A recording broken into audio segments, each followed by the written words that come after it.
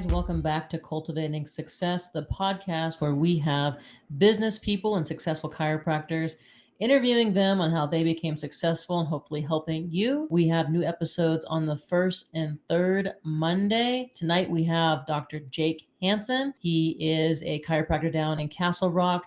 He's a speaker. He also has the Chiropractor's Edge, where he coaches other chiropractors how to be successful.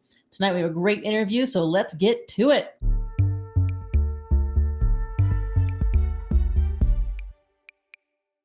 Thanks for being on the podcast tonight, Doc.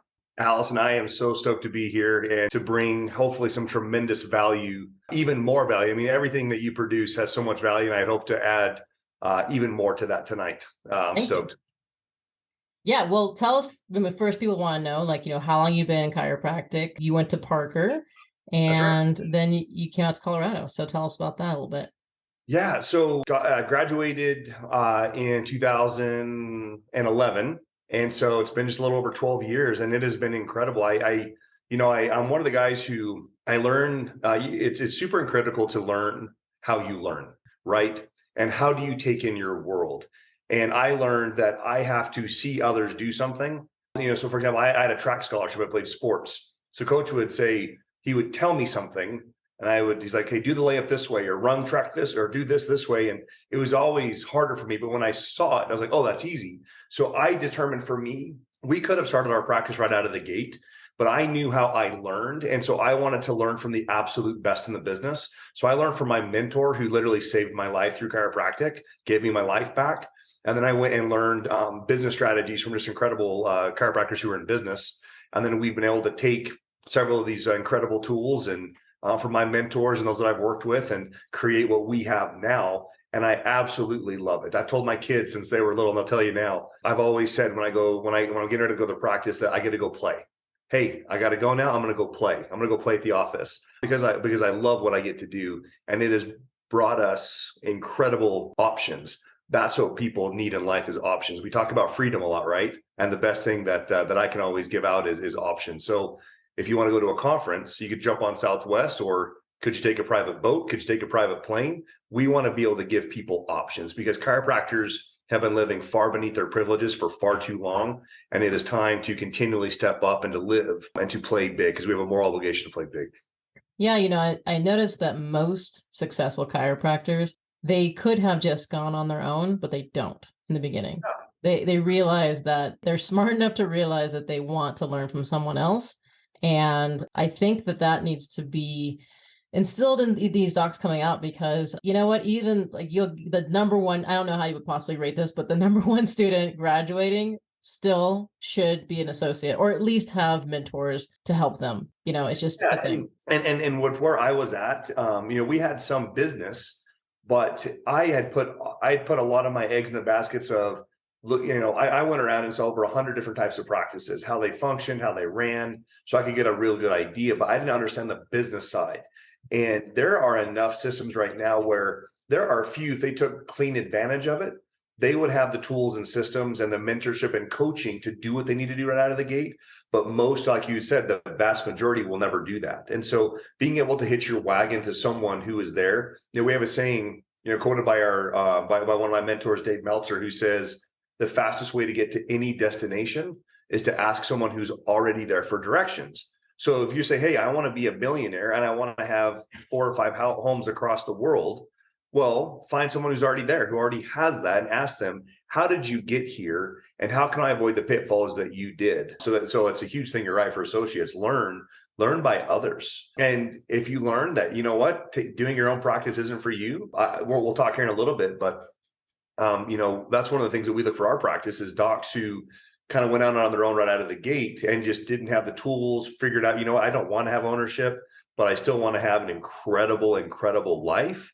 We're going to talk about that too, because you have two options. There's 2 ways that you can live and have everything you absolutely want on both fronts. Yeah, well, I think that we're going to talk about the systems, right? So systems are going to create success, especially for those who either option, they come right out of school, or they went out and didn't succeed, and they just don't know what to do. And so if you can give them the tools to, accentuate their skill set, then that's going to be success. So let's talk about the systems that you have in your office and how you've made them successful.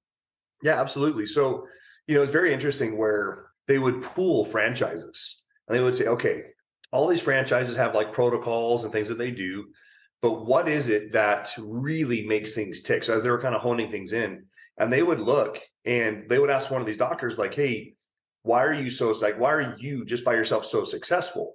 And they couldn't really pinpoint it. So what they would start doing is they would have people start following them around and recording what they did. And so that's exactly what we did.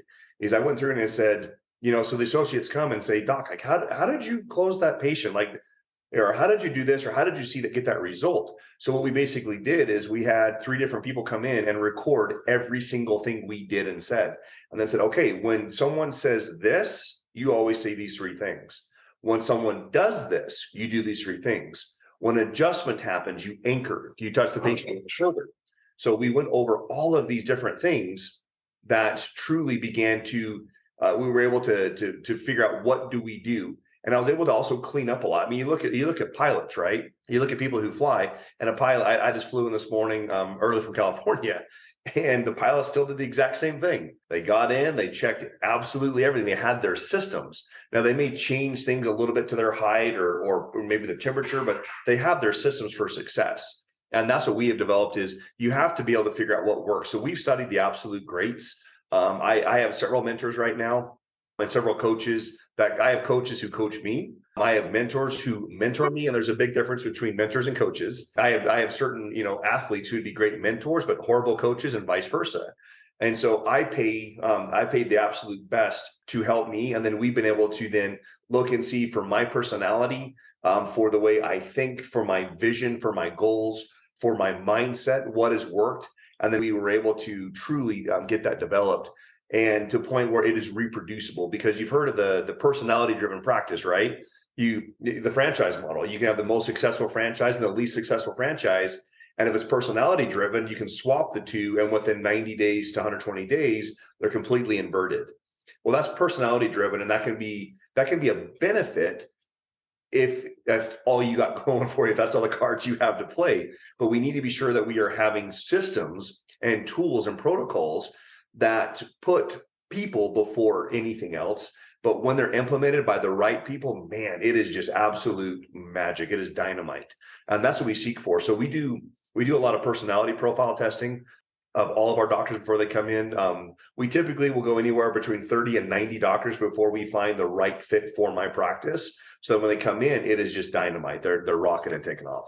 Yeah, I think the big misconception with things like systems and scripts is that they're like, oh, it's just the cookie cutter, and chiropractors are adverse to it. They're like, I don't want to do that. That's not me. But really what you're saying is you can have a system and then based on your personality, skew it towards you, because a system really is just a way of doing things, but it doesn't mean you're a robot. In fact, it actually helps you not be a robot, because when you don't know what to say, you start saying weird things and making up words, and you're lost in la la land if you don't have a structured way to do it. Right. And you're absolutely right. I mean, it's learning and studying what do people truly respond to. So people who, the greats of our time, the greatest minds of our time have studied this out, with tens of millions of people, where they understand what drives people to make decisions, what stops them from making decisions, because there's absolutely emotion runs it all. To a large degree. So learning how people and learning the human brain and human nature, but being able to then say, well, so I had one of my docs who, it was interesting. He was doing phenomenal. Then his numbers started dropping, but I could see something was different about him. And we have a saying that all business problems are personal problems in disguise, or personal relationships in disguise. So he had some personal things going on, but he had totally gone off path and had started doing the science behind everything we did. And some found it. So when I would call, like, hey, what was your experience? I felt super educated. I felt like I know like the body really well, but I just wasn't for me. So we weren't selling people what they actually wanted and communicating in the right way. And I have zero problem saying selling. I have zero, because if we don't sell people on chiropractic, if you don't sell what you do best, people's lives will be lost. They will not be able to function. So I have zero problem with that. So we teach our docs how to do that in a way that it works and it's ethical and it comes natural. My favorite thing is seeing a doc come out with a patient after a results day or ROF day and literally just looking at me, being like, they get it. Like it clicked, they get it. Like 4 people in a row, 5 people in a row. It's wonderful when you see an associate close 12 to 18,000 in a day, because number one, that's phenomenal. But how phenomenal is it to know the lives that are now changed because of that? That's what a good system does for you. That is what goes from good to great to excellent. Yeah, like what students don't want to hear is you're a marketer. I'm sorry. You think that that's all you have to do is be a doctor. Sorry.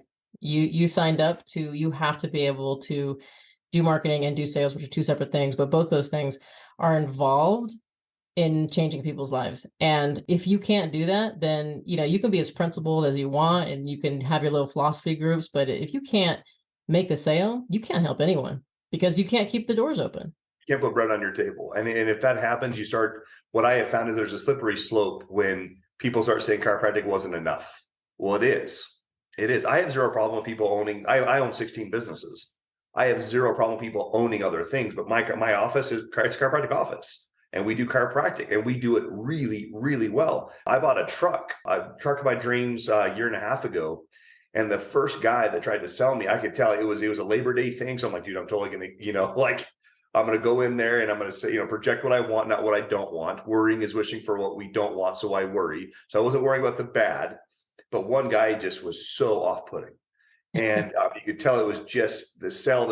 It was sleazy. The other guy is like, why do so what do you want? What do you love most about this truck? Because I've got 20 other trucks here. Why this one specifically? Like what speaks to you? And he had offered 3 or 4 that were 4 or 5 grand below that were newer. But the guy was interested in what I wanted, but he was literally listening to me. And I asked him, I said, hey, I love the sales process and I'm watching how you're communicating. And he goes, oh, I just did the Tony Robbins event. I just did, master builders. I just did all of these things. He goes, yeah, because this is my livelihood and my livelihood is helping you get exactly what you want, not what I want. And that is what I have. And that's why it resounded with me. Building rapport, true rapport. There's a system to it. There's a system to building rapport. And it's being more interested in the person in front of you than interesting yourself. So asking questions that allows the person to discover what it is that really drives them. We had a lady this morning who came in and she had said her left upper shoulder and she was bothering her and she was super exhausted. It turned out it was infertility. That was her major thing. But we were able to ask the right questions. And she said, it's interesting. I just figured for the years, I've just gotten this thing adjusted from time to time and, kind of ebb and flow, kind of gets better. But this is something that I tell is going to change my life. I'm ready to start today.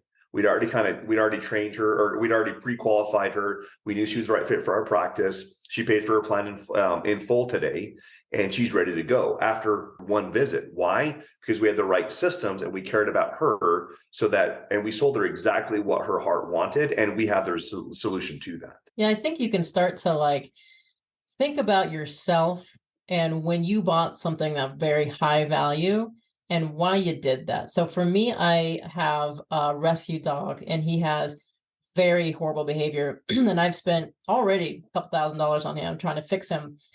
And it's scary because he's very dog aggressive and reactive. So I can't take him for a walk, right? So I went to this place and it's like $5,000. And when I walk in there, they're like, yes, we can help him. And they're like, we'd see this all the time. And they had pre-qualified me before I came in, right? They were like, we don't take all the dogs. You have to make these things you have to do. You're going to have to, we're not just going to take them and fix them. You're going to have to do some stuff yourself. And then when I get there, they're just like, this is how much it is. And I'm like, I know. And they're like, do you want to see the facility? I was like, no. They're like, great, we'll take them. And it was like, and that's the ROF, right? So docs think that they need to spend a half hour on your ROF, which is the longer you talk, that you're just going to talk them out of the sale. But the point is because it was an emotional connection for me, right? I was emotionally connected because I couldn't get to do what I wanted to do with my dog. It had nothing to do with, oh, he has bad behavior. It was deeper than that. And because that they understood that. And then that was the sale for me, and I had no problem paying them. So in your own life, think about a sale that happened. Well, hopefully you're happy with the product at the end, but like an expensive thing that you got and you were like, that was awesome.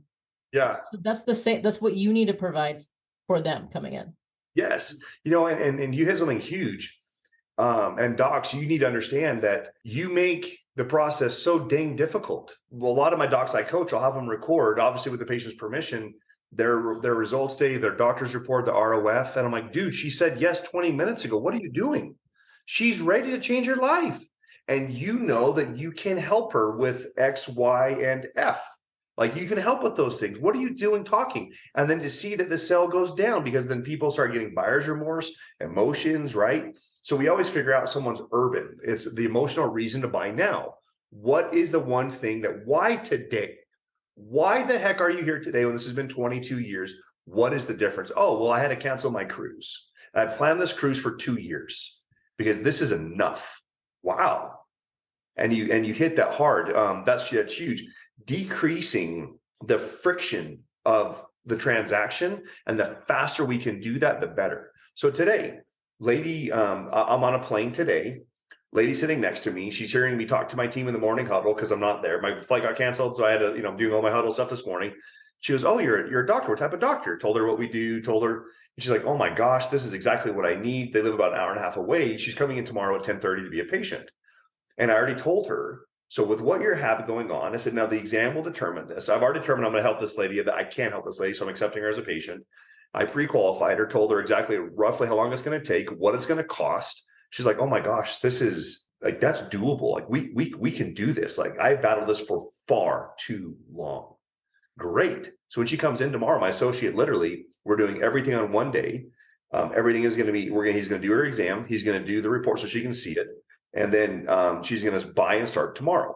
And the plan will be anywhere from like 3,500 to 4,500, and depending on 2 extra little things.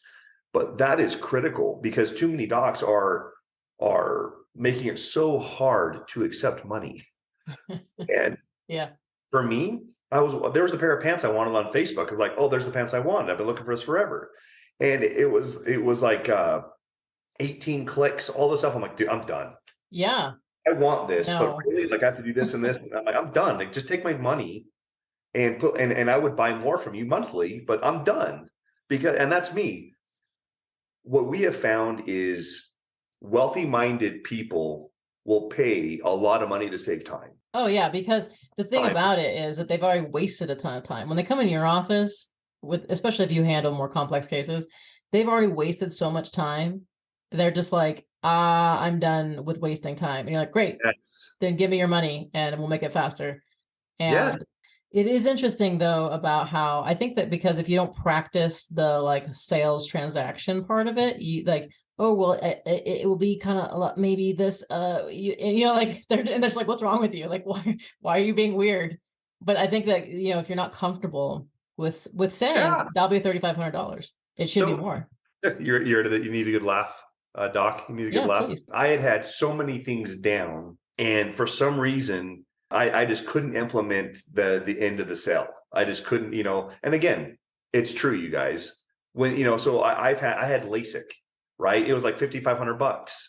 I knew about it. They didn't hesitate. They're like, whoa, well, it's $5,500, but we can lower the price for you. Do you lower price? Do you need a payment? Like, they're like, it's $5,500. Which card would I put that on? Yeah. Like, oh, like I thought it was gonna be like 10 grand tonight from what I was anticipating, because my eyes are jacked up. It's half that, done, paid today, right? So I would send people emails. I'd give their report and say, so here's what I'm recommending. And then how much it'll cost, I'll email you. And that's what I did. But because my report was, because I discovered it was good, I still somehow built a practice, but that died very quickly, because I realized this is not how you do things. There's no emotion. You can't play into emotion. No, in an email like that. And that's really where the sale comes from. It's this energy, because money is just energy. And the sale is going to be like what you said, that rapport is already there. So we get web forms a lot, like, cause we have online stuff, but like, I have to call you on the phone at least, because I am incapable of like typing I can't emotionally connect very well through there. because you got to have, I mean, maybe there's some people that could email and Sure. like close.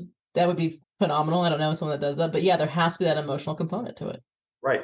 And again, wealthy minded people spend a lot of money to save time, right?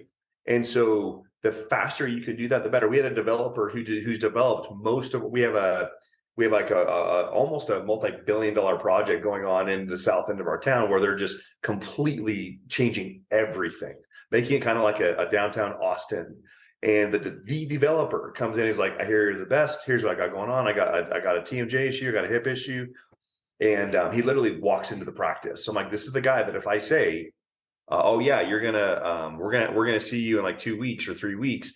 We developed VIP time slots. So I said, awesome. I said, I can get you in. So let's get your paperwork done. We're gonna get this done. This will help us figure out what's going on. I can get you in today. I do a VIP time slot. It's $600 for the slot, and then we'll get you in. We'll figure out what's going on, and then we'll go from there. He's like, great, awesome. And he's literally holding his cart between his fingers to my front desk. He's like, great, great, great, great. When you hear people like, stop selling, stop. Like, Yeah. or stop over explaining, over talking. And then you do what you do, doc. You do your technique, you do your exam, you do what your state requires, you do what you do. But that other part is so critical. I can't tell you how many people money walks in their door and walks right out because it is so difficult. They can't get a hold of anybody. Here's the other thing: accessibility. Some of the wealthiest people I know, multi-billionaires, centimillionaires, decamillionaires, they're all accessible. I could call them today. I could text right now, and they would either text right back or call shortly after. They're accessible. So do we have a wait list to get into my practice? Yes, but you better believe we are accessible. That's the other thing is being able to communicate with the person that you're putting trust into. That's a huge part of having a very, very successful practice. Yeah. And Yeah, definitely. I think that, they want to get in, they want to talk to someone, they want to at least have a touch point. Maybe it's not you, this is a doctor. It should be that you're contacting them, but I'm talking about immediately, maybe not you, but someone needs to. You have systems for that. Well, let's get into a couple things I want to talk to you about, because I know you're a little short on time. Because I did want to talk about teams. I played collegiate basketball. I still play competitive sports currently, and man, I do not like practicing by myself. I hate it. I love practicing with other docs in my office. I love to have a team. And there's certain things that create successful teams, and I've been on successful teams, and there's things that will eat a team from the inside out. So what are your thoughts on creating successful teams, and how have you done it? one thing that we have seen is when we studied what is it that allows others to have success, like what are some of the, so I studied some of the most successful, and same thing as an athlete. I played ball, and then I had a track scholarship. What is it that makes ordinary extraordinary, right? And you have to look at those things and study them out. So one of the things that we looked at is I would study docs who are saying like, yeah, it's that people are always pointing the finger at someone else. Well, she didn't work out because of this. Well, he didn't work out because of this. Well, he didn't work out because of this. And then you hear this rhythm that just happens. And so we have discovered that why would someone care about my vision as the owner, as the CEO, if I don't even know theirs, right? So if I don't know who they are, like we have this young lady who was dying to work for us. She said, I want to work for you. I followed you from a distance. Like I watched some of your other podcasts and I talked to your people who've seen you. I talked to your employees. Like I go to church with one of them and I play lacrosse with another. Like I want to work for you. Like awesome. So we talked. We found out, but her vision is to be this real estate mogul. I was like, awesome. Said this wouldn't work for me because of where I said your vision is to do this in a year. You got your schooling, you got your testing. I said you're going to waste that time with me as far as getting this skill set, but I'm going to put you in front of the best real estate agent in the state. I'm going to put you on their hip. And guess who now sends me tons of patients? Well, that person. But I had to figure out what her vision really was. I said, so is your vision being do you want to be a chiropractor? Do you want to be an office manager? It's like, oh, no, I want to do real estate. I just want to have the energy with you. So I'm like, awesome. We'll collaborate. We're going to find ways to collaborate. We're going to do open houses together. We're going to figure out how to take care of people. I'm going to have you come and do some events with me. But for now, go over here, right? And so I've figured out what really, really shakes and lights up my team. So we do personality profiles, and we do the Kolbe Index. So, we do the DISC personality profile. There's a few internal tests that we take, and we have our team take, so that we know, and we hire people, not positions. So we had a lady, a patient who said, with everything going on in the world right now, I'm going to quit my job at the hospital because they no longer align with anything I align with. And I just cannot do this. And she got paid $230 an hour, $230. Hard to walk away from that when she's the breadwinner of her family. I mean, she's absolutely incredible. And I said, oh my gosh, I have the perfect, like, I would love to have you on my team. So we were able to create a position around her, and she thrives. We know what her vision is. We know, for example, like my first associate, Dr. Fair, his passion is sports. He is a sports fanatic. He got like a $7,000 bonus 1 month that he really didn't bat much of an eye at, because money's important to everybody. But I was able to find out that his most favorite of all time player is a hockey player. And he had patterned he used to be a hockey player himself, a goalie. He had patterned everything around this guy. And I found an autographed jersey from him. Cost, a couple $100, $300-400. And I'll tell you, that right there was his love language. So that's what we do in our practice. We figure out what drives you, what motivates you. What do you want? Is it time? Is it vacation? One of my CAs is vacation. It's time, and she's a foodie. And so whenever we get really big gifts that come in, I literally, she's going to get a big part of that gift. We're constantly sending her out to nice dinners for bonuses. So she'll get a cash bonus and a dinner bonus. But the point is, figure out, because the last thing on earth is a CEO saying, hey, why am I the first here and why am I the last here? Well, you're the CEO. Leaders eat last, right? You need to be up first. You need to lead your team. But get to the point where if you bring on the right team members and the right people who help you support your vision, they're going to make that happen. But how could we have them how can we expect them to understand ours if we don't know theirs? So that's a big part of what we do. Consistent training is huge, on the spot training.